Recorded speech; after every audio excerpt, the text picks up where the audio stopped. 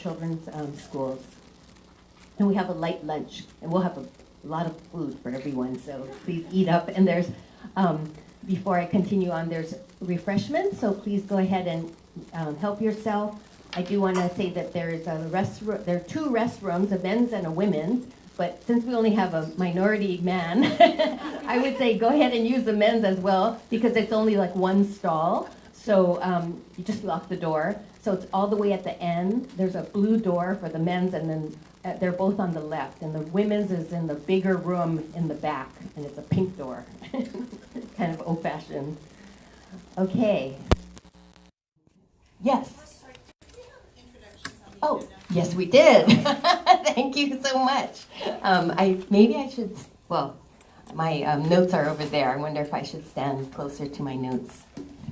Bring my notes.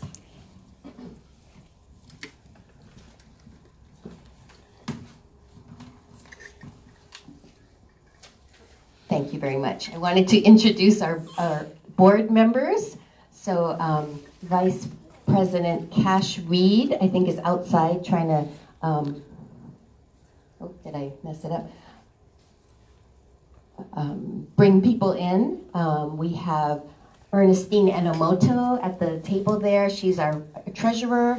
Erin Yagi, who's our camera person and secretary. We have Claire Hannes, board member. Susan Wood, board member. Mary Weir, board member, and Deborah Bond-Upson and Kei Fukuda are not here. They are also board members. Susan Wood, did I say Susan, from the Big Island? And then Wendy Nakasone, Kalani Nakasone, is probably also outside. She coordinates our transition nights. Uh-oh. I can go back to that spot. It's better. And Sue Emily, who said she was going to make it, she might be in that traffic jam, also works with us on our PEP program. And then maybe everyone introduce. Yes, that's a great idea. It's such a small. Yeah, since we're small. Yes. What school? Yeah. If you have kids in school. Great. Yeah, we'll start with you. Hi, I'm Carly Lucas, and I'm a former student of 3 DOE schools. And now I work for a couple of nonprofits that work with DOE schools statewide. I'm Claire, I'm a board member, and I'm also a parent of a recent Kaiser grad, and I have a junior at Kaiser High School. Susan Wood, Hawaii Island. 2 of my children are out of school now. They're both in public school, and I work part-time at a high school on the Big Island. Hello, my name is Emily. I am a graduate student at JAPSOM, and I'm studying speech therapy. Good morning, my name is Laura Brucha-Ham. I work with Halekipa, and I'm the SCC chair for Kaneohe Elementary, where I have a 4th grader, and then I also have a 8th grader at King Intermediate. Hi, I'm April. I have a 7th grader here at Jarrett.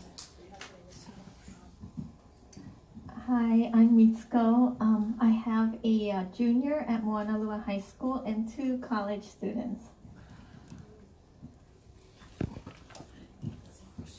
I am Kerry Miyashiro. I'm from Hawaii USA Federal Credit Union, which is a credit union sponsored by the Department of Education.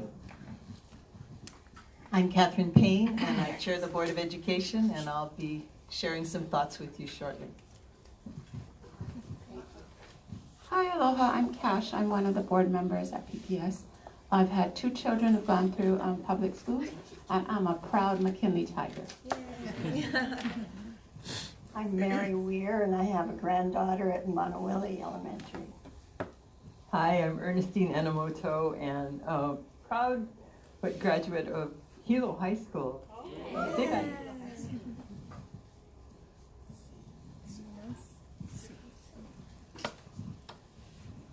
Hi, I'm Sue Emily. Oops, this is my label. My daughter Jackie was at Kaiser High School, and I'm a proud supporter of Parents of Public Schools. Great, and I'm Lois Yamauchi. I graduated from Kalani High School. I have 2 boys now in college, and they both went to Manoa Elementary School and the Laboratory School, charter school. Great. Okay, thank you, Claire, for that suggestion. And it gave us time to fix our computer. So I want to tell you a little bit about Parents for Public Schools of Hawaii. We like to think of ourselves as the family voice of public education. As many of you may know, our group emerged out of the Furlough Friday crisis. That was 2009, so 9 years ago. A number of us found ourselves protesting against the policy to furlough the children and the teachers on Fridays. And so a lot of these kids I'm looking at, they're in college now, but it was a kind of a shock and a wake-up call, I think, to a lot of us that we can't just sit and wait until people ask us, but we have to be at the door asking what's happening and knowing and anticipating what could be happening. So we went to the governor, then Governor Lingle, to talk to her about it, and as you know, she refused to see us. So we decided we would wait there until she would see the parents.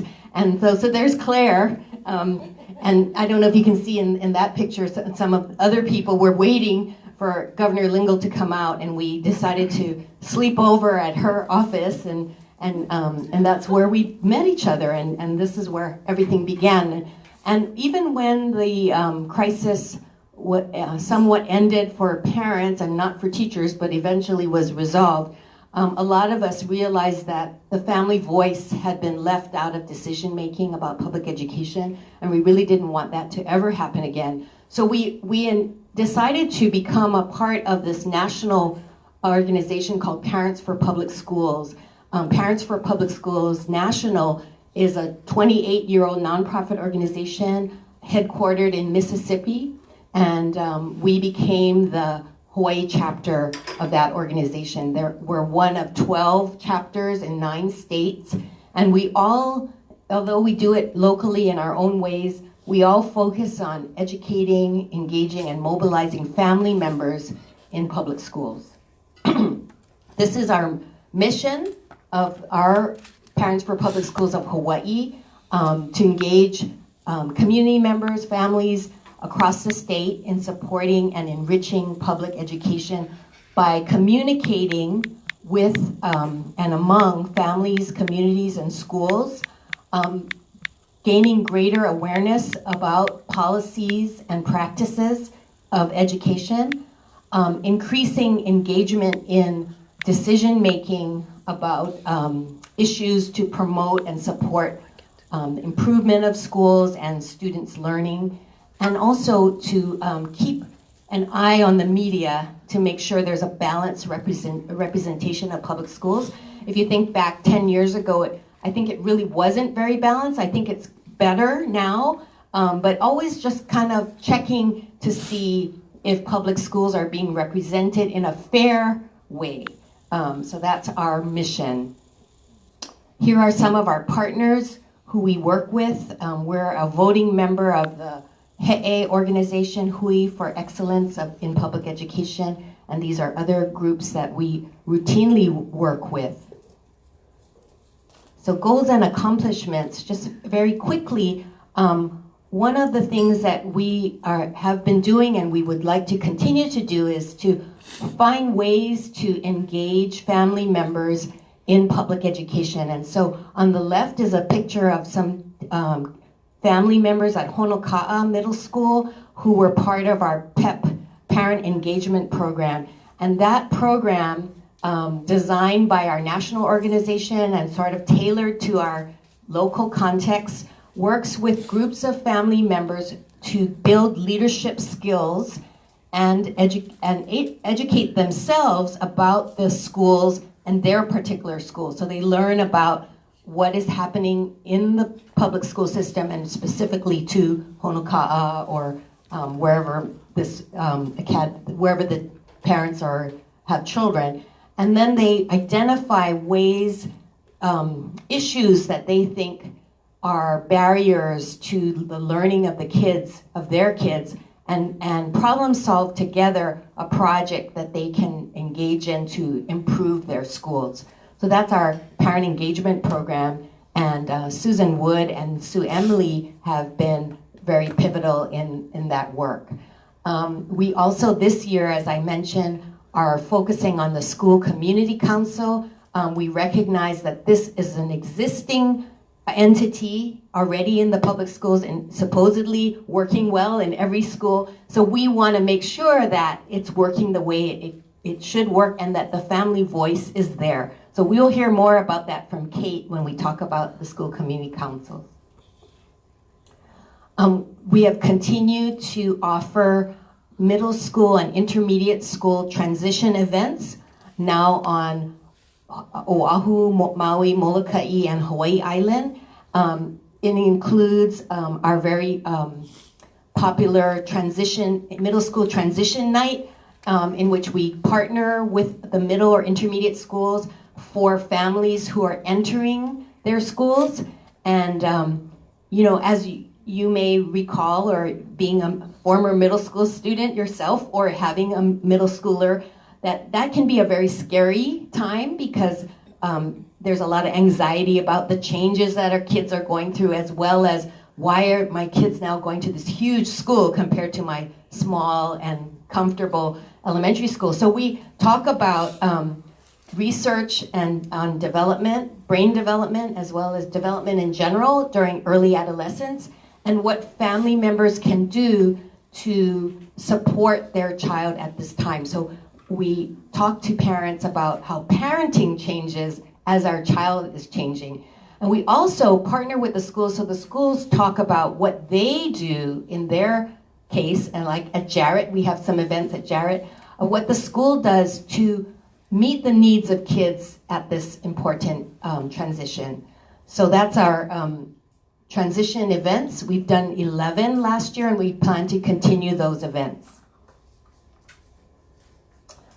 Our organization has also been very active in advocating for policies that would result in adequate funding and improved conditions of our schools. So last year we got involved in the kind of campaign or the advocacy to pass the constitutional amendment, which would have increased significantly, we feel, the public school funding. As you know, that didn't work, that it got shot down in the Supreme Court, but we were involved in getting it on the ballot and getting people out to be engaged. And so we continue to work on these kinds of issues. So the HE'e organization does a good job of tracking the bills that come through, and we jump on the ones that we see our members telling us that this is something they want. And so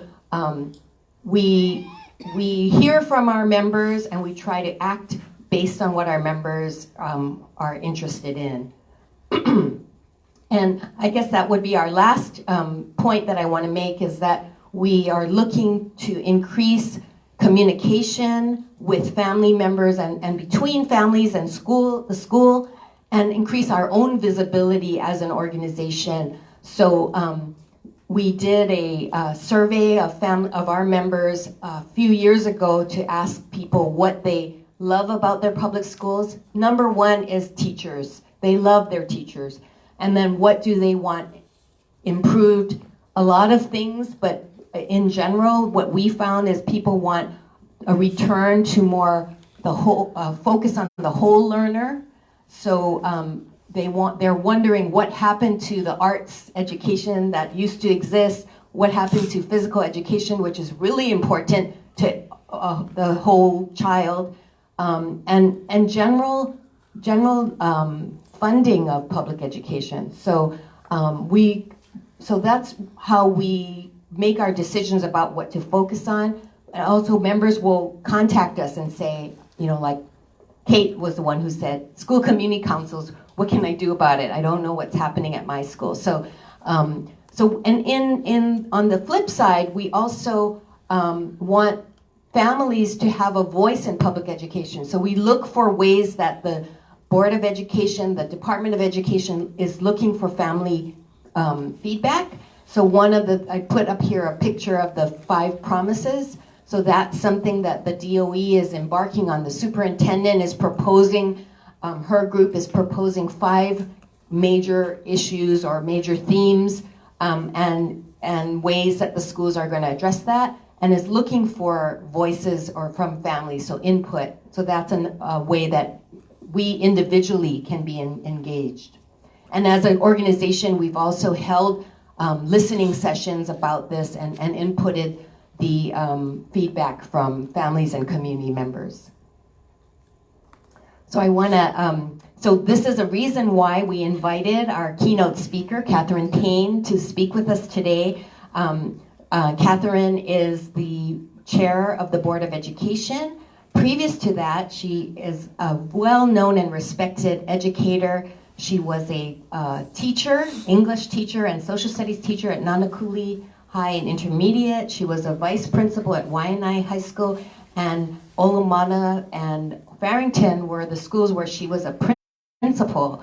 And Farrington, I would note, is where I think I became aware of her work there. I work in the College of Education in addition to my hat as a parent and volunteer in this organization. And my students talked about working with this visionary principal at Farrington. And so Catherine also has worked to chair the Charter School Commission, and then has worked on the Governor's Task Force. So she has much experience, and we're so excited to see an educator at the forefront, because the Board of Education has been historically for the last 10 years led by business people. I have nothing against business people, but I think, when it comes to decisions about education, my trust is in somebody who has that experience with the schools and in classrooms and with teachers. So we are just so excited to hear from Catherine Payne.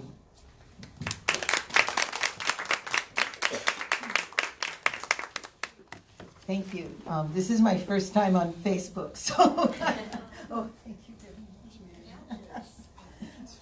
So I'm going to try and not mess up too much, but I do need to take a look at my notes here. So this is where I'm going to put them. Am I okay where I'm standing? Alrighty.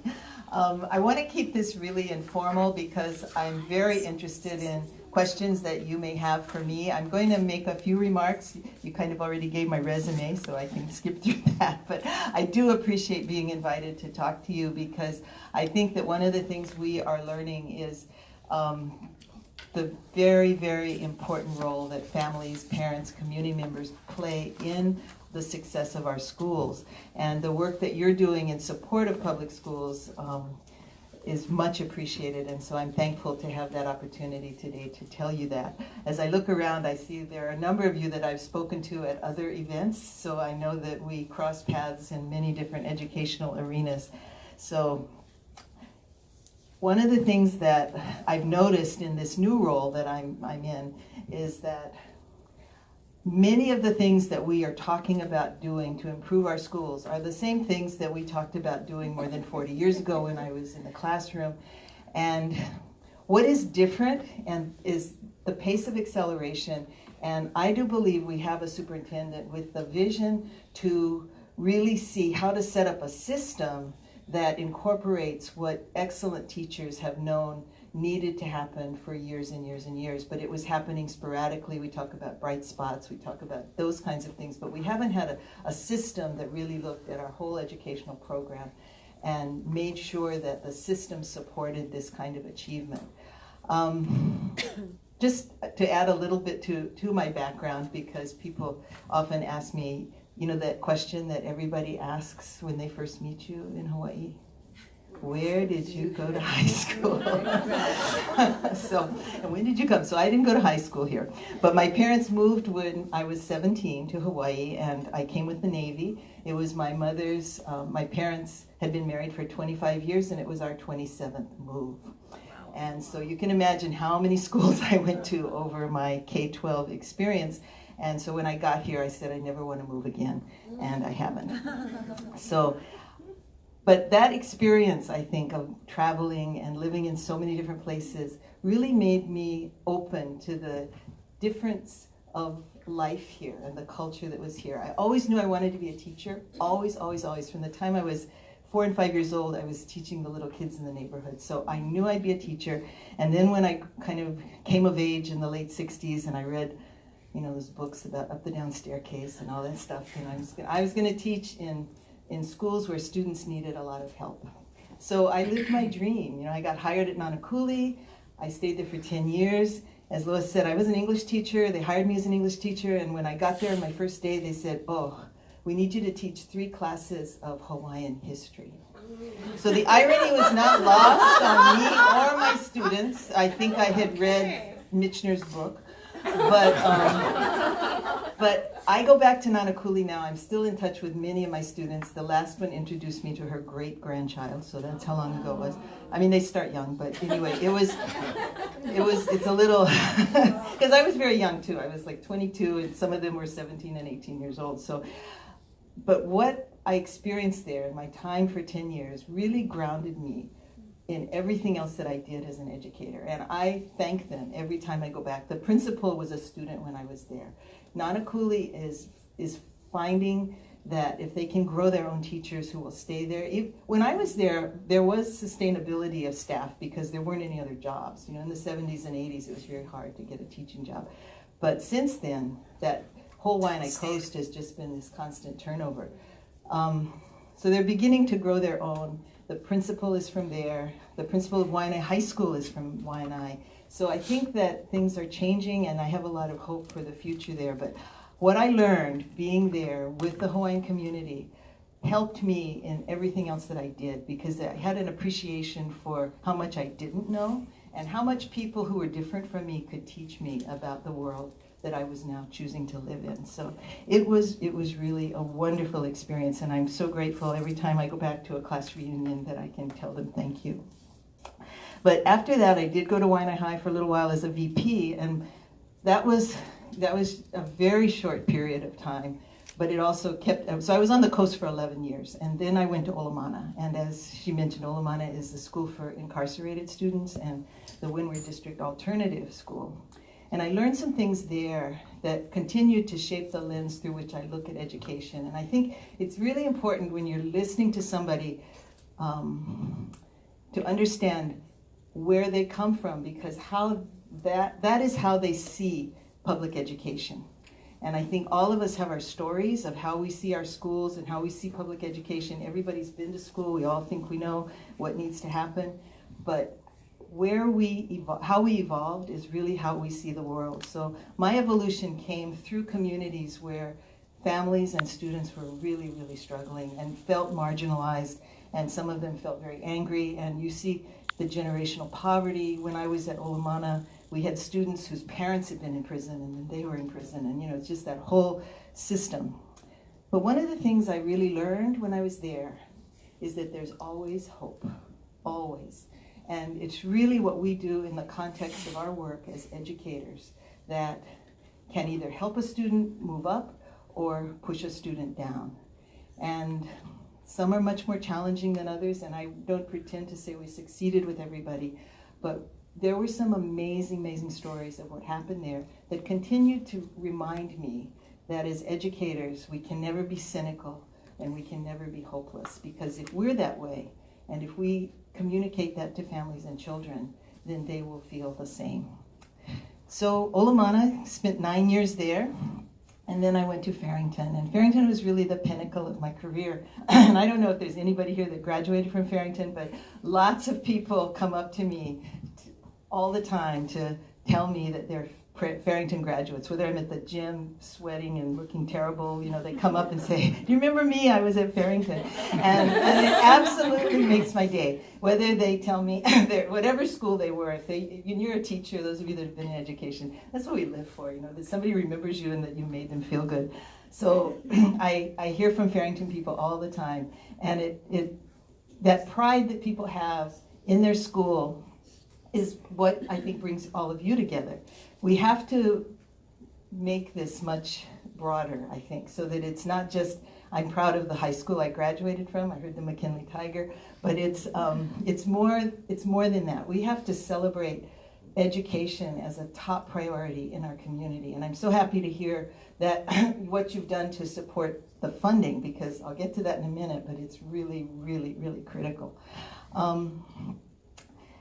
We'll talk a little bit about the Promise Plan. That's what Lois asked me to talk about. So I did bring for you a few things in the handout. One is the superintendent's narrative on this Promise Plan. So it's a little bit long to read, but if you have questions about that, I'll talk about a few things. The other thing, that you do have a copy of Hawaii Business. I don't know if you had seen this, but it's kind of a deal the superintendent made, because after a couple of years of excuse me, seeing the Honolulu Magazine private school edition, she decided we needed to do something for the public schools, and Hawaii Business agreed to put in a section celebrating our public schools. So that was a big accomplishment. We're hoping to make it an annual thing. So we had some extra copies. I asked if I could bring those for you.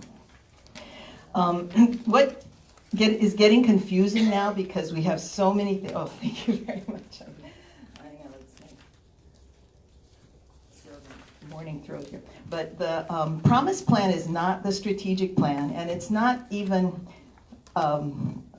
it's still a draft. So that's, you talked, Lois, about people can still go and provide input. So if you go to the DOE website, we're in the phase 2 of the input opportunity. The plan that I have shared with you goes through each of the promises and gives a number of the comments that people made during that first phase. So they really are taking the comments seriously. The promises are the broad context of what we need to hold in our minds as we look to the values that we are building into the strategic plan. The strategic plan will come next, because we're still finishing the last year of the existing strategic plan, so we're going to be looking at approving a strategic plan that will start next year that will incorporate the promises. One of the things that I think when you look at the promises, they're very high level. The top promise is respecting the culture and the place that we are in. I think if you look at the values in Nahopeno Ao and Ha, these are all things that came out of community discussions, people in not only the Hawaiian community, but we decided to make it embedded in those Hawaiian values, because those are things that nobody can disagree with. And if we can follow these values in our interactions, not only as students but as adults, then we'll be a long ways toward getting where we need to be. The excuse me. Again, the promises, Hawaii being the cultural context. Equity is another one that is a little bit confusing to people who think of equity and equality as the same thing. Equity really, really means that we want to make sure that every single child, whether they're on Lanai or whether they're at Kaiser, that they have access to excellence in education. And right now, we don't have that. We always get pretty high marks in national evaluations of our state education program on equity, because we're not funded by property taxes. We're the only place that doesn't fund our schools by property taxes. So we don't have teachers in Kaiser getting more pay than teachers on Molokai. But you can just look at the schools around our state and you can see equity issues as far as, and some of that has to do with politics, some of it has to do with parent advocacy, and so where are the parents really speaking up and talking to legislators and getting things done? So I'm not opposed to that. I did a lot of that myself when I was at Farrington to get what we needed, but there's still a piece that's missing when that's what has to happen in order for kids in your school to get what they need. So equity is a huge issue. School design and empowerment really come together, and innovation. All of those come together because individual schools now are able to determine for themselves, with their staff, with their community, with their students, what do you want to have for your school here? We have our goals, we have our achievement scores that you need to hit, and we have all of those important academic outcomes. But how you get there is left to schools. We are not requiring schools to use all the same math curriculum or the same reading curriculum anymore. What works for you? And so it's been a really big shift for school leaders and for teachers, because I still have principals that will say, I wish they'd just tell me what to do. You know, for 10 years, it was all about compliance, and suddenly we got somebody saying, okay, what do you think is best? And so that's a big shift. And so we have to help people along with that, or that will not succeed either. So these promises are not goals. We'll have all those things in the strategic plan, but they are based on research that speak to what excellent schools have. We talked a little bit about and I wanted to speak a little, is anybody in here a teacher in the classroom? Okay. So you probably feel like every time you go to a meeting, you get another thing that you have to go back and figure out how you're going to incorporate that into it. And I remember that when I was a principal, a lot of the things I tried to do with some success and some not success is really help people to see that it's not always a new thing that we're adding in, but it's how do we do what we're already doing and do it better. And but we definitely need to take a look as we're supporting teachers is what can we just completely get rid of? And there are a lot of things that I think teachers can help communicate about what those things are. But really pulling together the great things that we know students need and that can make our system better. We already know what works for students. You talked about brain research, you talked about the health and the arts and the music and how important those things are. So what are we doing to make sure those things are back? Because it broke my heart over the last few years to see us pulling all of those things out of the schools in order to make sure they had high scores in reading and math. Because that's what we evaluated schools on. We evaluated principals, teachers were being evaluated. We were so worried that if we didn't take care of that, then terrible things would happen. I am not advocating that we don't continue to pay attention to math and reading, but I know that there's a lot of research that says if students are engaged in music, they do well in math too. How do you integrate these things, and how do we help teachers understand? Don't teach in silos. The great schools are teaching in interdisciplinary models. That's really important. We have to help teachers, all teachers, understand that. I have been in classrooms where this is happening. I've been in schools where this is happening. We already have great leaders that have figured this out and have worked with their teachers. And you walk around, I don't know if anybody's visited Waikiki Elementary recently, but that's an amazing place. And they don't have teacher turnover. They have absolutely focused classes. And they don't really worry about test scores. They decided they're just going to do what they do. They work with Philosophy for Children as their integrating model. And they have pretty high test scores. And they don't worry about it. They just give the tests when the time comes.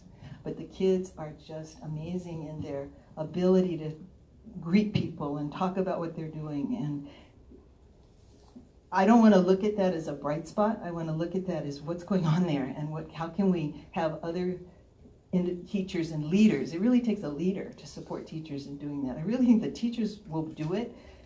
They have to have the right leadership to help them move forward. Okay. I'm going to end with what I see as the biggest problem that we're facing. And then I'll be open to any questions. But teachers that we hire in 1 year, 5 years later, half those teachers are gone. No organization, business or private sector can thrive in those conditions. So we have to do something about it. There are some things that are going on right now, discussions that are happening. I think some of you have heard a few of the ideas Superintendent has shared. Some things will cost money. It will not be cheap because we need to invest in the teachers. If we don't, none of these great ideas that we're having are going to go across the state. They will still have our pockets of excellence or our bright spots. But if we're going to have excellence across the state, we have to do something seriously to address the teacher shortage crisis. it's not just Hawaii, it's across the nation, but Hawaii's helping a lot of other places because we're losing our teachers to other states.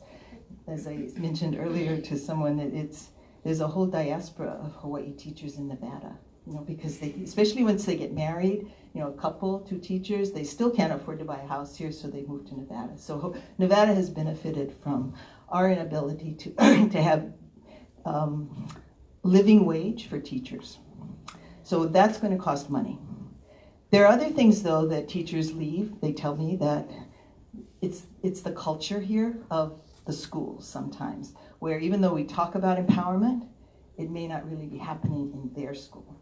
So how does that change? How do we show teachers that their professionalism is appreciated, that they have the wisdom to make good decisions for their kids? When you are working in an environment where you are valued as a teacher and people respect you, then you're maybe a little more inclined to say, well, I'll wait a couple of years, maybe the pay will go up and because I'm so happy here. But if you're not in that environment, you're really not going to stay. So we have to work, I think, with school leaders. We have a new program now in our leadership development to help those that are coming out of this compliance model into a leadership model. And so that's going to take a little time, but we need to invest in that. We're looking at career ladders. We're looking at differentiation for different kinds of work that teachers do and compensation for people who live in really remote areas. If they stay, what kind of compensation can we provide? And what kind of housing? Back in the old days, there was teacher housing. It's very hard to come here as a young person, maybe even a little easier. You don't mind getting together with a bunch of people and sharing a house. But when you're a little older, you kind of don't want to do that. And if you want to have a partner, you want to have kids. So we've got to figure that out. And we have to do it soon. I was reading, I've met with Representative Woodson, who's the education chair, and he handed me this document that was done by the Council of State Legislators on schools. And he is very interested in supporting us becoming internationally ranked as an excellent school system. And what they did was they looked at Singapore and Japan and Finland and one other place I forget. But all of these systems, Hawaii is, we could all say, well, we're not like that, we're too diverse and all that, but still, the key thing was the teachers in those countries are considered one of the top professions. It's in Finland, you have to have a master's degree to be a teacher. And the graduate schools of education only take 10% of the top 10% of the bachelor's students. It's really tough to become a teacher in Finland. And it's a very prestigious job. And they don't have a teacher problem. People stay, they're well paid, and it speaks to what the country values. Similarly, Singapore, and it's not so much a democracy in Singapore, but nevertheless, their schools are really good, and the teachers feel empowered in those schools to also have some control. Okay, I think I would like to, I talked a long time, but I want to respond to any questions that you have. And you don't have to focus just on what I talked about. If you have questions about anything, I would be happy to try and answer. And I think you have to come to the microphone. So. Hi, well, I'm going to be kind of facilitating this part of the session. We do have note cards. Do we want to keep with the note cards, or do we want to, because I have a small group, yeah. we're in a small group, so do we want to let's just kind of look at the timing so that I can keep track. So we were going to do a half an hour for Q&A still? Okay. So why don't we just open it up? Yeah, and please try to keep your question or comment, relatively brief and concise. Thank you. I actually have a couple of questions. After we adopted the ESSA new law, I was hoping that we can steer a little bit away from the testing regime that we have. And my question is, why are we still using the Smarter Balanced Assessment? It doesn't seem necessary for education, and it hasn't really helped my children. And another issue is completely different. The governor just signed a new administrative rule that I spoke with you about a couple of months ago that would increase vaccine requirements for public school students. And it's a little bit controversial, especially the HPV vaccine. And how is the education, our schools going to be addressing this issue? I mean, we just have to. Okay, testing and vaccines, two hot topics. Okay, I'm gonna start with your second one because it's kind of a shorter answer, because this really has to go through the Department of Health and through the governor. It is not an issue that the Board of Education has purview over at all. And I did appreciate the conversation and the education that you provided to me, but advocacy in that area really needs to go through the health agencies as opposed to the education. So although it affects our schools, they have the authority to say what they're saying right now. So that's that. The testing, however, I am with you on 100%. The ESA plan does allow states some flexibility. What they do require, however, that the testing still has to happen year after year the way it is, but we can do different things. One of the things that we have done is we have put in a notice that we would like to request a waiver. We're one of the few states that has done that. But what's going on right now is the discussion of how that's going to look. We would never be able to completely eliminate testing. One of the things they do in Finland is they don't test the kids until they're ready to graduate. They just teach them and they do fine. But we live in a political world where that's not going to happen. But we must test a lot less. We spend entirely too much time, just days and days of time where kids are in the library at the computers taking tests, and that is not appropriate. So we do have a superintendent who is believing the same way, and it's unfortunately things don't turn on a dime in a bureaucracy and in a big school system, but definitely looking at what we can do to reduce that.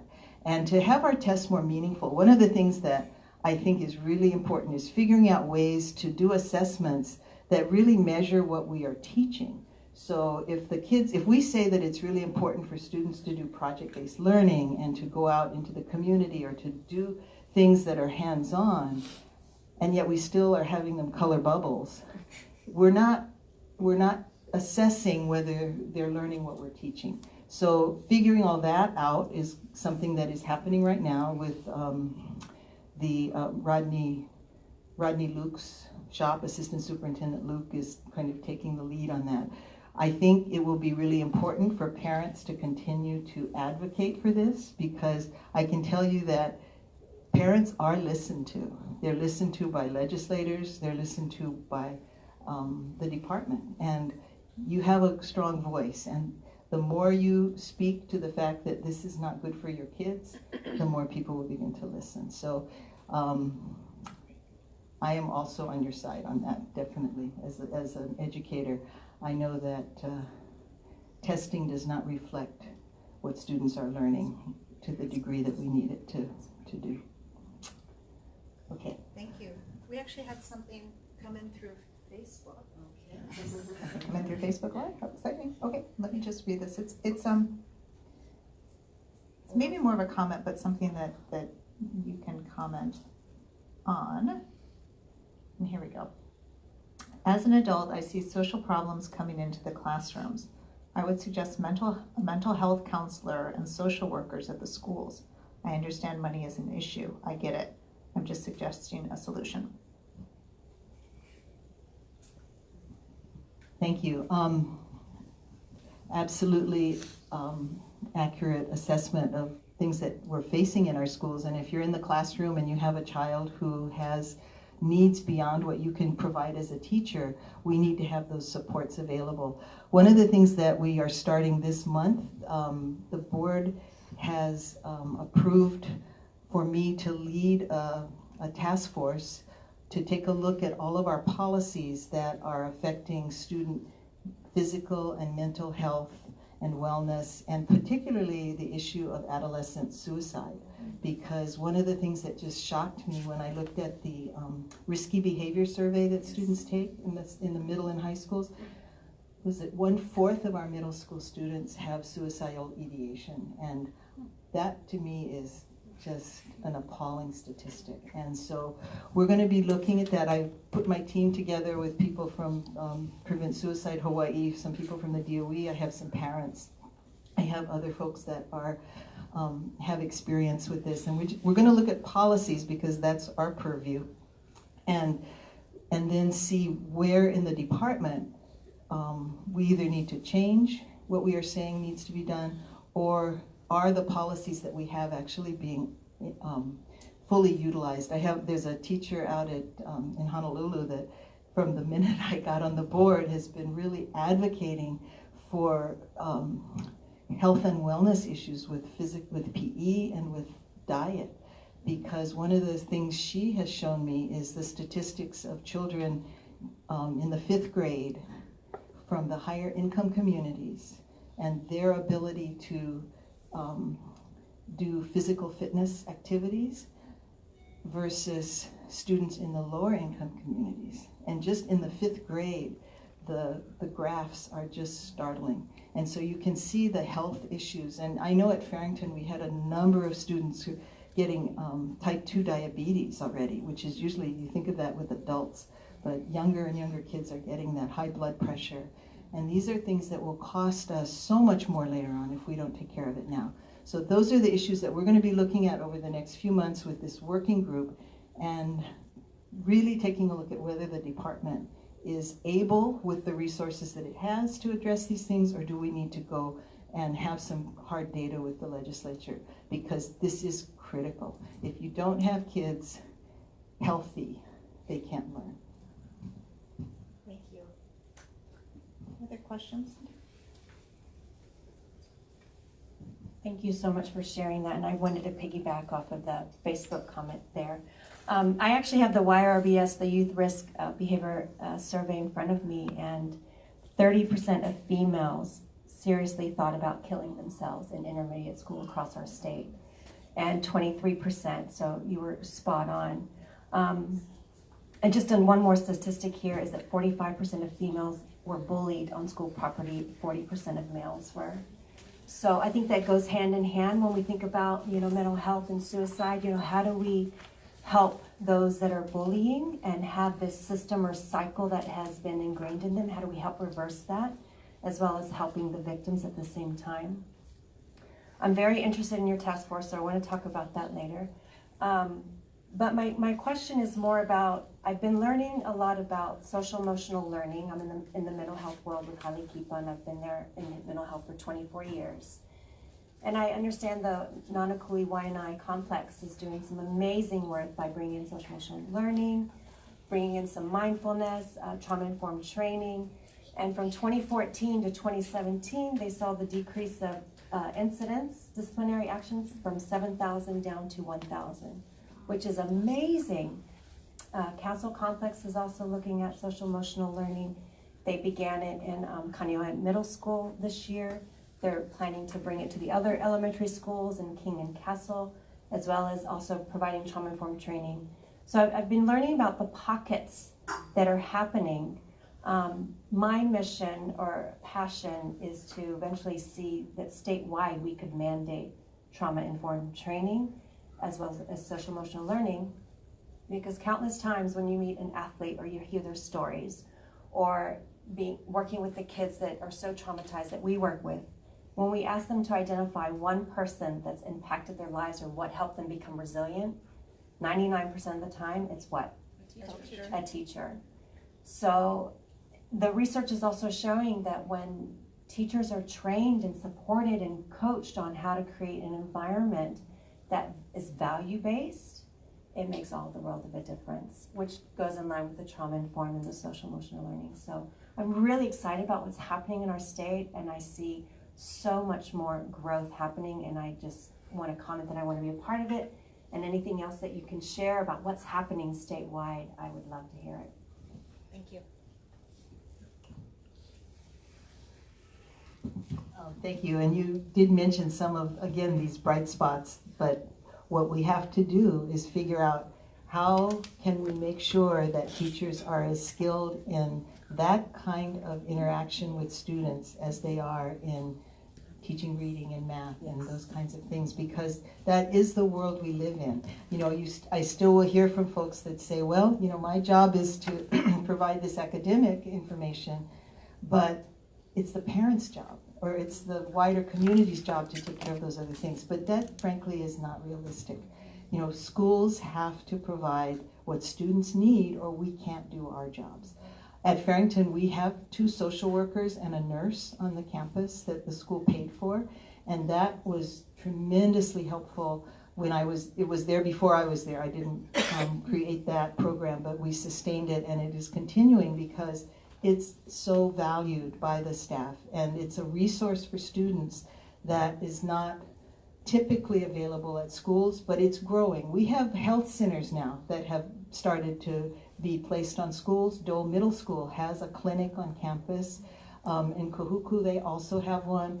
I think you'll see more and more of these developing because we need to bring the services to where the kids are. You don't say, go make an appointment someplace and expect them to do that. So we're getting there, we're not there yet, and that's one of the reasons I'm really taking a hard look at how are we advocating for these needs. Everything comes with a cost, and so it's how do we prioritize what is important. One of the things I heard recently, I sit on a lot of different groups, but they're talking about, you know, what are the employers saying that our graduates need to have?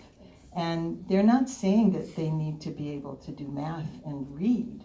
They're saying they need to be able to solve problems and work with other people and not get upset over little things that happen because they don't have ways of coping. They also need to be able to read and do math. But we can't forget this other part of our development as human beings. One thing I was meant to say when we were talking about the equity issue and how so many of our children in poverty, because they also have lower reading and math scores, we took away the arts and the music from them. And so to me, that's almost a civil rights issue. I'm not sure about civil rights, but it certainly is an equity issue because those children are not getting those experiences in their homes.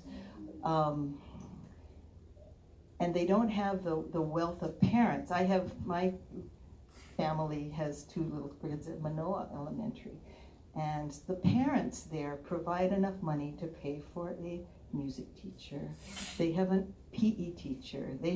And it comes from parent resources and parent fundraising. You don't see that kind of, that's where we don't have equity. I celebrate that those things are available, but if you're in a school in Kalihi or in Molokai or on the Waianae Coast, you have to find grant money, and that shouldn't be the case. So we've got to fix that. We have to, we need your voices. The other issue, you talked about the bullying. I think that I had a meeting yesterday as I'm getting people on my working group. I felt, recently Civil Beat had an article about the Micronesian community, which is a growing group in many of our schools, and the amount of bullying that they are experiencing, especially online, in addition to in schools, and it's devastating, this community. And so we have somebody from Prel that is working at Farrington with families and learning, you know, we have to involve these parents and these families in different ways. They might not be families that are going to join your group, but they are families who care about their children and who want them to be successful. That's why they're here. And how do we reach out to them in ways that is culturally appropriate and incorporate these students so that they don't feel like they are the lowest level of people in Hawaii? the individual that I met with she's from Kosrae. She came to Chaminade, got her degree, got her master's degree, went to the University of San Diego, got her law degree. Now she's working at Prel. She's got children in our public schools. She said, there are not enough. She said, there are others of us who are engineers and doctors, but the children don't see that. And even the community doesn't see it. So there is, the police, she said, have such a negative opinion of Micronesians. And she said when she took a law, she just took the bar here in Hawaii too. And she took a class at UH to help prep for that. And she said she met a student who said she'd never met a Micronesian before, but she didn't like them because her friend had been robbed by one. So it's like, there's bad folks in every group, but she said that's sort of what people feel about it. And we know that at Farrington too, just the work that is being done with that community there, trying to bring them up. Every group that comes in, the last group is often the one that's put down. So how do we fix that? Because that's going to be a generational problem also. And there is high incidence, she said, of suicidal ideation among this group because they are the most hopeless of our community right now. So that's just kind of an aside, but I think, that's not a group that you're necessarily even thinking about when we think about what we need to do to fix our whole community. And that's why it's in part so important to have you in this position that you're in too, because you know about all these communities and you can bring them all in. So thank you. We have a question from Leilani on Facebook. She said, this is my first time at this meeting. Is special education on the agenda? I know that's a big topic, but can you just address special education and where that's at right now? That's a big topic. So I guess what I would say is that we're always trying to get this better. It's a continuing challenge. The big effort in special ed right now is to promote inclusion. And one of the things, and that means that special ed kids are educated as to the greatest extent possible in the classroom with all students so that they're not isolated from the rest of the school. This is requiring a lot of training of teachers because, again, more skills that are required to accommodate these youngsters. We do have schools, again, it's my bright spots. We have some schools that are full inclusion models at elementary level. There's one on Kauai where every classroom has a regular ed teacher and a special ed teacher, and they have been taught how to co-teach. When we started this inclusion, sometimes we would just put a special ed teacher in the classroom with a regular ed teacher, but without any kind of support. And that's kind of like a marriage. You've got these two people in a room with a bunch of kids, and if they don't click, then it can be more damaging than helpful. So much more intentional now about how those people are put together and the kinds of services that they're provided to help them. And where this is working, we see student performance improving in both regular and special ed. Hawaii is lagging across the nation in the percentage of classrooms that are inclusion classrooms, but we are growing in that area, and there is a statewide effort now to provide support to teachers for that. So I would say that's the biggest kind of new thing that we're doing in special ed. One question on a card, and then we'll have time for a couple more. So one question is, how can we get real wages for teachers? Is there a plan? Which is kind of connected to a larger issue about how do we increase funding for public schools? We know it's a problem. We know that the teachers union has taken up innovative plans year after year that have been shot down. I don't know what plan is left, but what do you see as a solution for increasing funding in schools, which will help address the issue with teacher pay? I'm sorry, I have a related question. Could I ask it before you? And then maybe we can close it. Yes, hi, my name is Vanessa Ott, and my question is related to the efforts of the Education Institute of Hawaii to try to get more transparency in where the money is going. I've been an advocate for property taxes to support education in Hawaii for a very long time, and the argument that I always run up against is They get plenty of money, we don't know where the money is going, and we see a lot of waste. And so I would like to know how the board is approaching this and making where the money is going much more transparent. Great. Thank you. Okay, I'm going to start with that because and then the other issue on teacher salaries. We are for transparency 100%. And I think, I can't speak to the lawsuit because I'm being sued, and so we're not supposed to talk specifically about that. But one of the biggest problems is the fact that we have a financial management system that has been in place since like 89 or 90. It is everybody, the company that put it into our system, or that put it in when we first went on all this big white computer statewide finances, doesn't exist anymore. Most of the people who service it in the Department of Education are either dead or retired.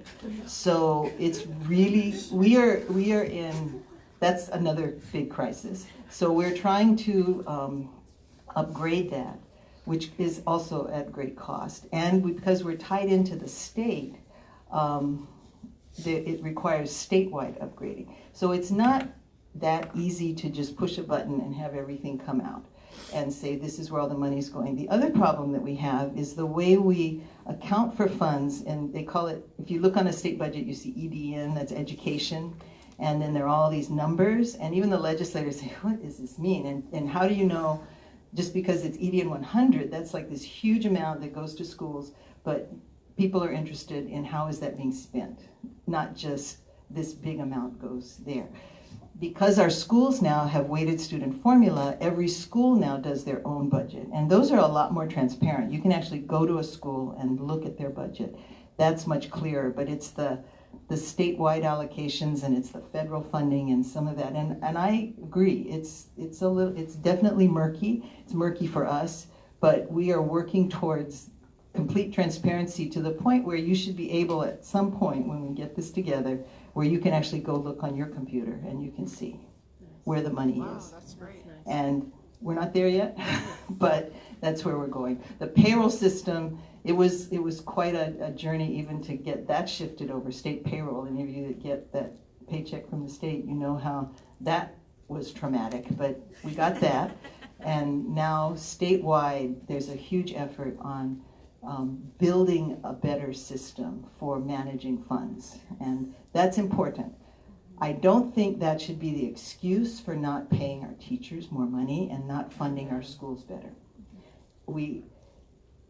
That's going to be a huge amount of money. You can't say we can find enough money within our system to raise teacher salaries to the point where they need to be. So that's going to take a lift from some other source. And to get that to happen, there has to be advocacy beyond HSTA, because you know how people are. If HSTA is advocating, they look at that as, well, that's self-serving. Well, of course, but we need beyond HSTA to be advocating. There are discussions right now, as I mentioned earlier, happening, but it's more idea generating. What can we do within what we already have, which isn't that much? So going to the legislature this next session with some specific kinds of things that we can do. It's not going to happen in 1 year, but maybe we can get started on things like teacher housing. Maybe we can get started on things like career ladders for teachers, so that within the teacher, you don't have to become an administrator or go to the state office in order to have higher pay. Teachers are working all the time. Do we pay them for their work in the summer? Those kinds of things. So lots of discussions going on. It's not an easy solution, but it's part of the urgency that we have to address, because we will lose our teachers if we don't. Thank you. We have time for probably 2 more questions. I know Susan had one. So my question is about the kids at the ages of entering into our school system and exiting from our school system. And I'm thinking of the 4-year-olds. I'm thinking that we've talked as an organization of really wanting to see about early childhood education and making sure our kids are ready for kindergarten. And how do we know they're ready for kindergarten when they walk in the door? What are we looking at for early childhood? And then the other part of it is about our kids in high school. And this idea, you know, some places are doing Running Start, where they're looking at, you know, kids getting college credits. But I'm also thinking about those different kinds of learners, the kids that maybe need 5 years to finish all of the credits they need to graduate, and whether or not an arbitrary concept of a 5-year high school, a 4-year high school, if there's room to think about how do we differentiate learners for those kids who maybe need another year in order to get enough credits to graduate, so that we really can be graduating those kids that are ready to go on to the jobs for the employers and for post-high school learning. And I'm wondering your thoughts about those ends. Well, you're singing from the same sheet music that I sing from, because I agree that we need to give all students hope, and we shouldn't say you're 18 now, so you're done. We need to not have schools failing because their graduation number is only that cohort that starts in 9th grade and finishes in 4 years. Because if a student is really committed and the school is committed to them, if they need more time, that should be okay, whether they're special ed or not. Special ed students do have that extra time in the law. So the federal ESSA allows for that. It allows for a 5-year. It was decided, before I was on the board, but it was decided that we would not do that, that we would stick with the 4 years as a measure of school performance. I think that is a discussion that we should still continue to have, and I would welcome your testimony or a letter or any, you know, because we look at our population of immigrants that come in. We would get kids coming into Farrington at 9th grade and they were 15 and they didn't speak English, and there wasn't a lot of hope we could give them beyond allowing them to come and take some extra time. So we need to look at our community, and we need to look at what we want to have for the students that we're dealing with, and not to brush them off and say, well, go to adult ed, which is probably not the best place either for different learners that need to get GEDs if they go to adult ed. Talk about traditional, just basic learning kinds of experiences. So I agree with you. That is really important. And now I've forgotten what the first part of your question was. Oh, the early learning, yes, okay. So that was a big controversy in the legislature last year, you may remember, because superintendent wanted to open more early learning classrooms and felt that we had some teachers that could be retrained to do that. We're working in partnership with EOEL, which is the early learning group. They would like to move this a little more slowly, make sure that we have highly qualified teachers. We need to make sure the university is upping their program. And again, we need funding from the legislature. So they gave us 10 more classrooms. At this pace, we'll have a couple generations of kids that aren't getting the service. So again, advocacy is really important.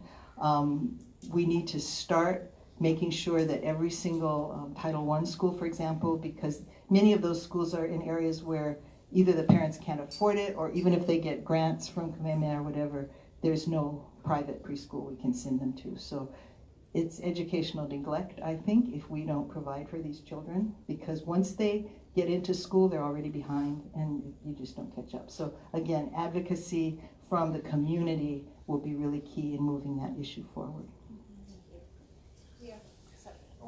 Question from somebody back here who hasn't asked a question yet, but I believe that if people have questions that we don't have time to get to, if you would write them down on a card, we can pass them on to Catherine and she will provide answers.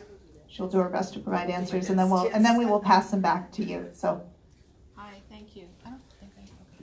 Hi, thanks so much. So my question is about engagement with businesses and community and the schools. For example, when I was in college, we had a program where as college students, we had a van. It was a Center for Immigration Policy and Refugee Assistance. So you're talking about the Micronesian, the newest community.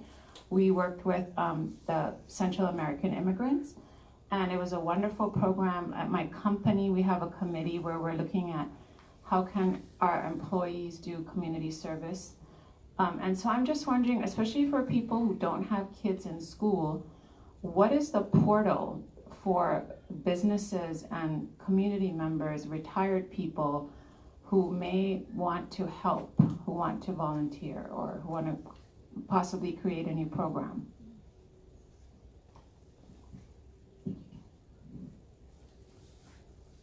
Thank you. Thank you for that question, because what is exciting to me now, something that I hadn't seen before, was the outreach to the business community from our current administration in ways that we have not had partnerships developed before. There are a number of things going on. I have a meeting the end of the month with the Business Roundtable, and that's going to be an open, it's a community meeting, so it's open. It'll be advertised if people want to come in and listen, but they're Business Roundtable people that are coming that have those same concerns, that they would like to know how they can help. I think one of the things that happened as a result of the tax not passing was that people began to feel a little guilty and said, okay, we didn't want this, we advocated against it, but we really want to help, so how can we help? So that's a process that's going on right now. The other thing that's about to happen is superintendent realized that in every other district she'd been in, there had been a foundation, a nonprofit for the public schools that people could donate. If somebody wanted to donate money for professional development or money for technology, there's really no avenue. We have a number of schools, again, equity stuff, but some of our schools have nonprofits. Farrington did, so they raise money, would give me money. But we had no venue in the state for that. You couldn't just donate something to the state. Procurement law is really crazy, and that's one of the things. If somebody wanted to donate a whole bunch of stuff to the state, we would have to say, well, does anybody else want to do that? And then we have to take, it's like anyway, it doesn't make sense. But now we're going to have a foundation that is being helped to be developed through the Hawaii Community Foundation. So it's going to be all, and that will be an avenue for if people want to donate resources, that's one way. If they want to donate help, there are a lot of agencies like Malama Mentors is one. I met with them recently that are doing really wonderful things in schools on a one-to-one. And a lot of retirees are getting involved in that. If you just want to be that person that you talked about, that one person that the kids have, that will help influence their future. They do training. They are a really great organization. And there are others, probably ones I don't even know about. But we want to bring all that sort of into a database so that we know and people can look and things will be available. So there's a real energy on bringing in the community and the businesses. So we want to capture that moment. Thank you. I think that Business Roundtable is something definitely that we can be a part of. And then I just wondered, kind of last thoughts is, what do you think we can do as parents and families and community members to amplify our voices coming up into this next legislative season next year and in general? Get to know your legislators and make sure they know your issues. And when you work as a group and you're part of HE'e also, I think there is power in people coming together. It is important, I think, to focus. So you're talking about your focus next year on the school community councils, because that is really important. Again, we have some that are doing really well and some that hardly meet. And we actually have some legislation that says how these groups are supposed to function and how they're supposed to impact the school. So helping parents to get involved at that level and helping principals to take them seriously is really, really important. But outside of that, again, look at some really key issues. And for me, that key issue is how are we going to support an excellent teacher in every classroom? And what are we going to do about that? So if you can help us with that by talking to your legislators and talking to everyone you know in the business community that has influence over the legislators, that's going to be really important to make this happen, because we are in a crisis. Thank you so much, staff, and we really appreciate your dedication to our kids, you spending this Saturday with us. And that's a great transition into our next segment on the school community councils. So, So are you going to collect the cards? yeah, so if there are questions that we didn't have a chance to get to, please pass them on to me, and we will pass them on to. And if you want a personal response, if you give me your email address, I can give you that. These we addressed, so okay. We're good. Thank you very much. I'm going to turn the mic over to Kate. Feel free to stand up and stretch. If at any time during this you need a restroom or grab some snacks, please feel free to do that.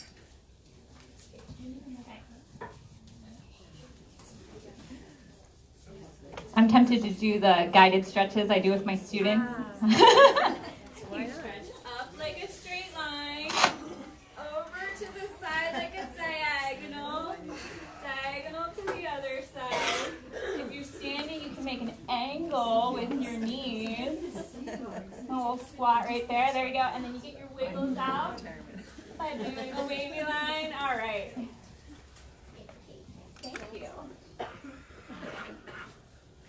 All right, I've never really spoken with a mic before, so hopefully I won't like throw it or something because I tend to talk with my hands.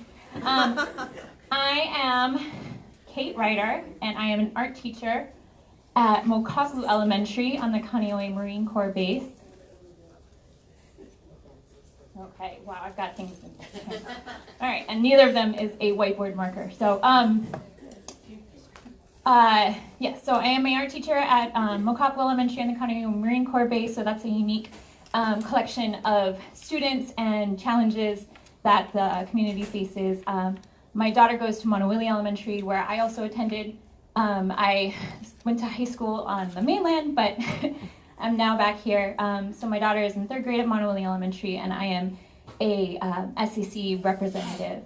So I've been involved in the SEC at my daughter's school since she was in kindergarten, and I faced, there's a number of challenges, and so I started to get more interested in the SECs, how they're supposed to work, and then now I'm getting interested in how they really are working, not just at my daughter's school or my own individual school, but at schools across the island. So SEC stands for School Community Council. They were started in 2004 by a state law, so every public school is mandated to have one, and as Catherine Payne mentioned, there are certain regulations in that law of how they're supposed to function.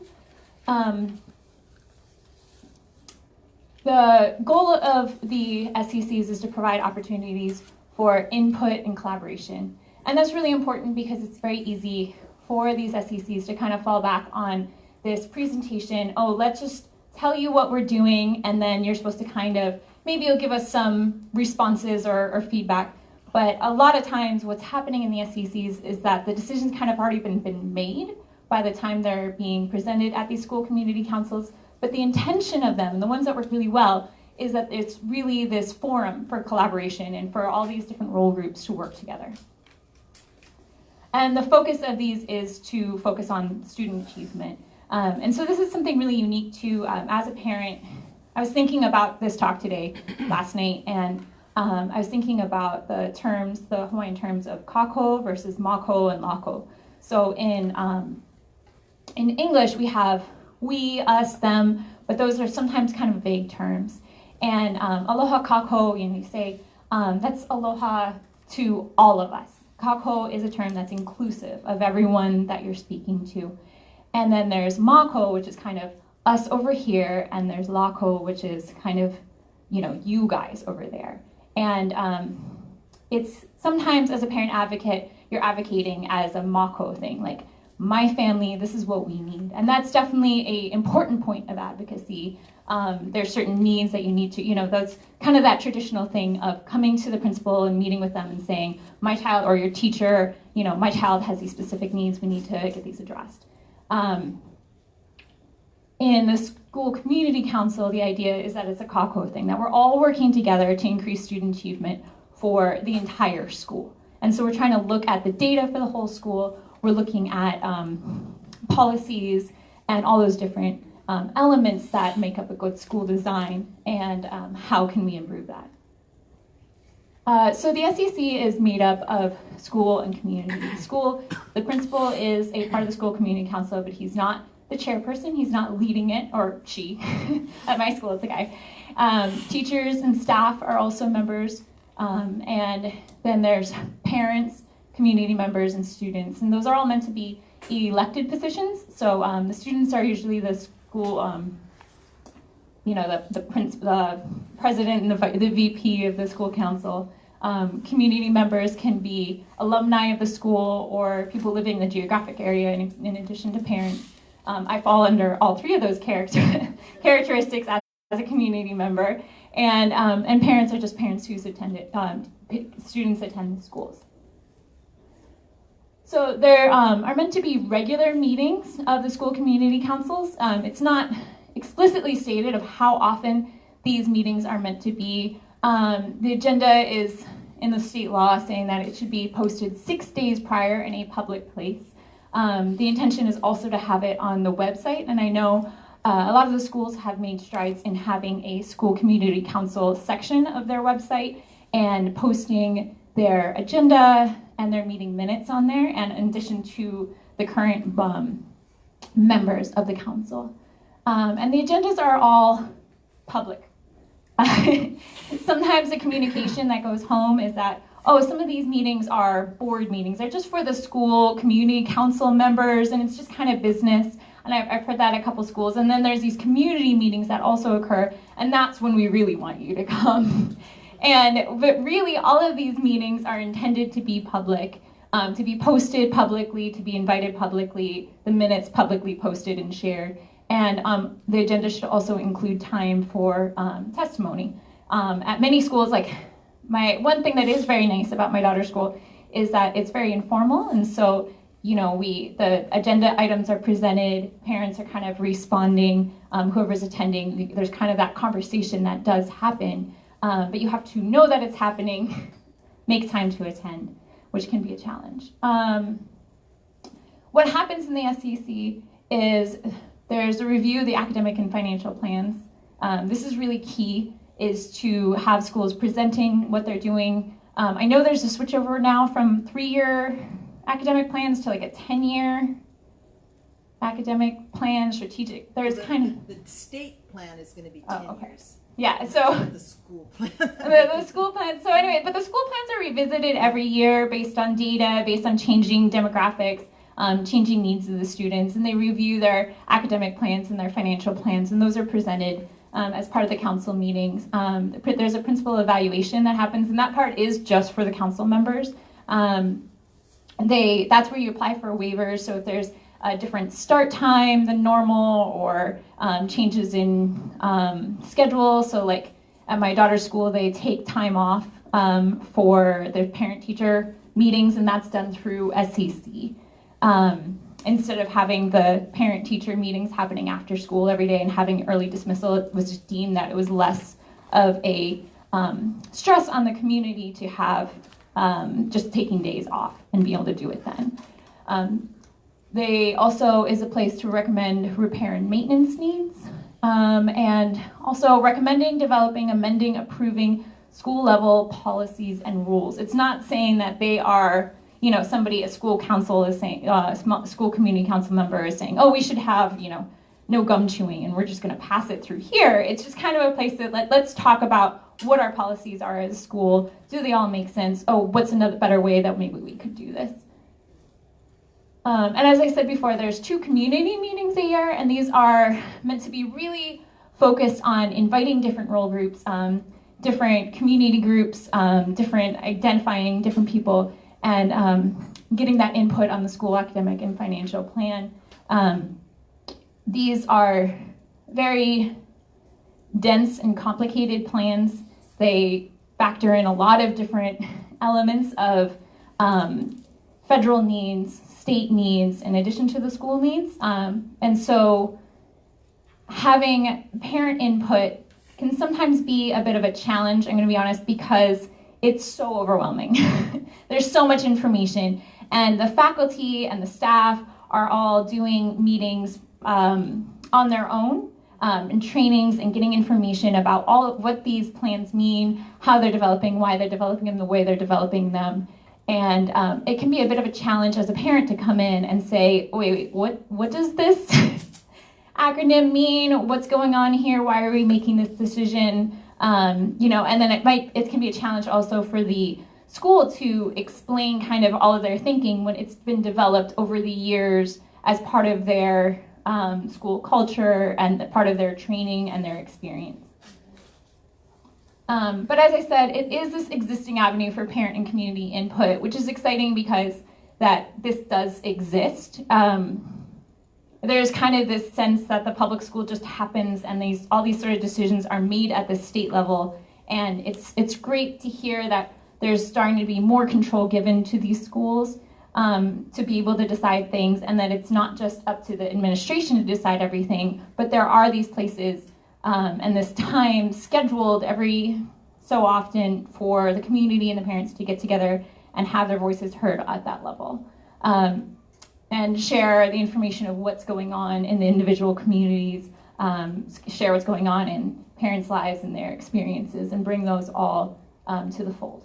And all the decisions are based on data, and that's also a learning process, is understanding how that data is collected, how it's interpreted, and what that data really means.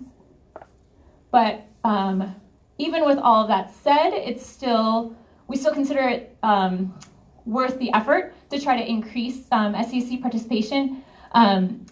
The schools individually have different ways of inviting families and community members into the schools and to these meetings. Some of them are successful than others, some are more at reaching out to others, some have the capabilities. Again, it becomes an equity issue of if the school is just so overwhelmed with everything else, to add another thing onto their plate just can seem overwhelming to them. But we still feel like it's really important. But there are a lot of challenges, as I kind of brought up. I don't mean to be negative, but it's just important to balance this out. One of the biggest challenges, and this is something I talked about with Vanessa, is just the ability to, wait, did I say? Okay, wait, that was my concern. Sorry. the slides are in a different order than I had done originally. I switched them around. So we are asking parents to attend these meetings, building those relationships with the, I can't, is this better? Okay. Building relationships with the school, building relationships, learning about the school, providing their input, running in elections. We have a board member who attended her first meeting and got appointed because there weren't enough people applying to run in the election, and and interested in doing these sort of positions. And then, these announcements are, in theory, going home. They are being take-home folders, emails, flyers posted on that school website, and then the contact information and who is the chairperson and the members and the principal, contacting those people and finding out when those meetings is an option. So our concerns are the time and date. Sometimes these meetings, frequently the meetings are happening right after school, which isn't always in time that's available for working parents. As I work part-time, so usually I can make it work. But if you are working full-time, both parents are working full-time, you can't come, especially on a Thursday. I mean, maybe you could get out early on a Friday, but on a Monday at 2:30, you're not going to be able to be there. And there's also no childcare provided. So if you are like a stay-at-home parent, then you're coming to these meetings. We've had parents come to the meetings with, really small children, and, that's awesome, their commitment, but then the kid starts crying and has, that can be really distracting and challenging, and then the parent has to leave. It can also be very intimidating. You're sitting down with the principal, with, different teachers from the school who might not be your child's teacher that you're not familiar with, with office staff and people who've been there a long time, who've been doing this a long time. So that can just seem a lot to go into, and to be able to speak your story or share your information with them. And as I said before, it's very complex. There's a lot of learning that has to happen. There is learning provided by the state. They do SEC trainings, but there's one person, Polly Quigley, and she's fabulous. But she can't do it all, and she can't be at every single school providing training as all these new SEC members are coming in. And even the training that she's providing, there's always new rules and requirements, different phrases, and trying to stay on top of that, on top of your regular work schedule and your life of providing childcare and dinner every night is a challenge. Yeah, so that's that. Yeah. Does anybody have questions for Kate?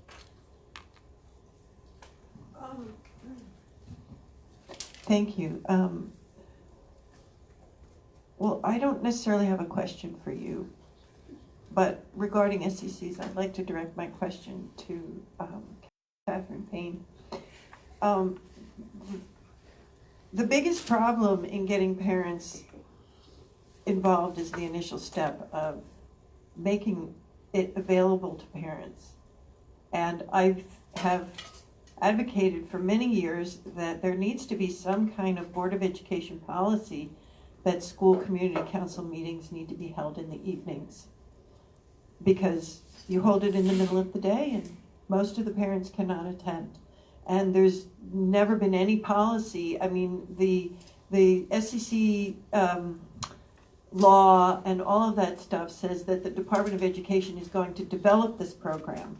But in all these years, they've never made any rule that it has to be in the evening so parents can go. And I think, personally, having tried to attend school community council meetings at 3 different schools on between this island and the Big Island, the problem is they really don't want parents to come, and so they purposely hold them in the middle of the day, or they can't find volunteers to fill the classified and the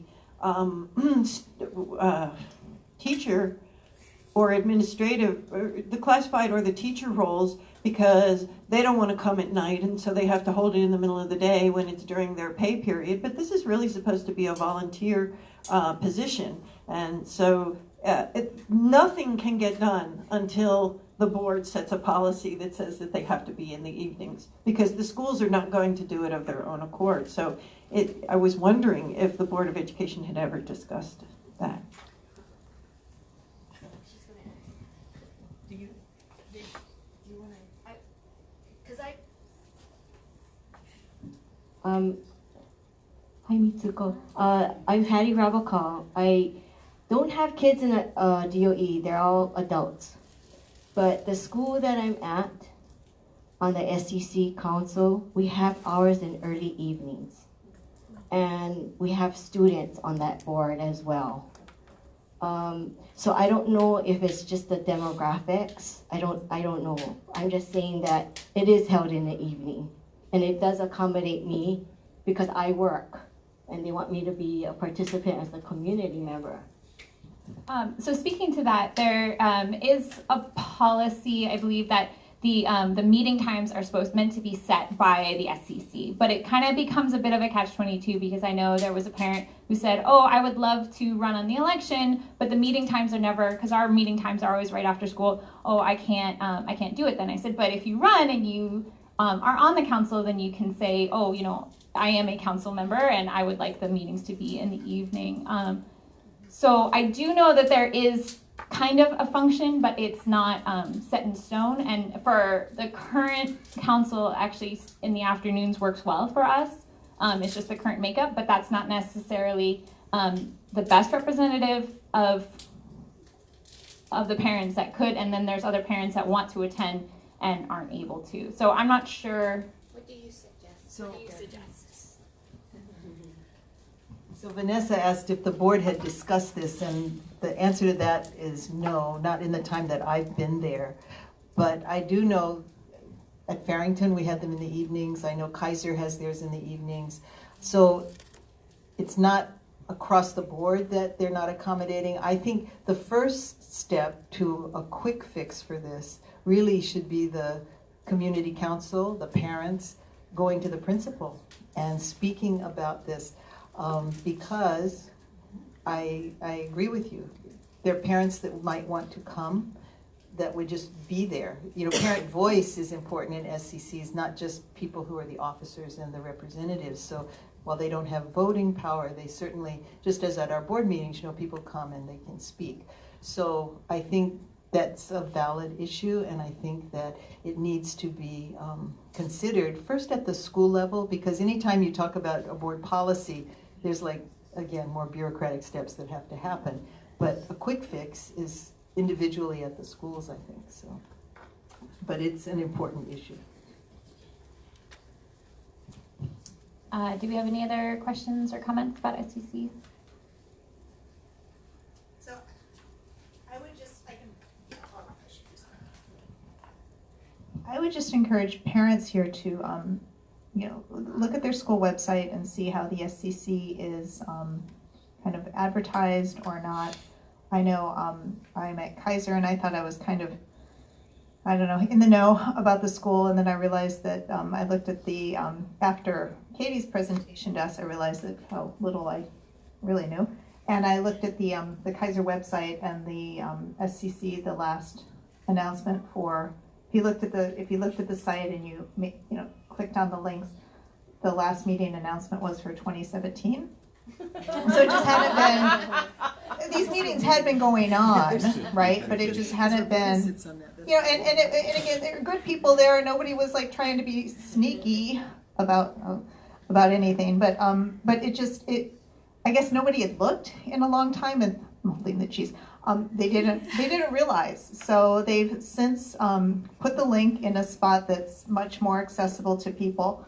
My next suggestion is going to be that a link to Katie's presentation be put on the Kaiser e-notes, because there are the SCC meeting announcements, but it says SCC. And what the hell is SCC? I mean, you know, that's why I went all those years at Noelani without having any idea like what that was. And now that I'm going to these meetings, I'm like, God, I should have been here all along. I mean,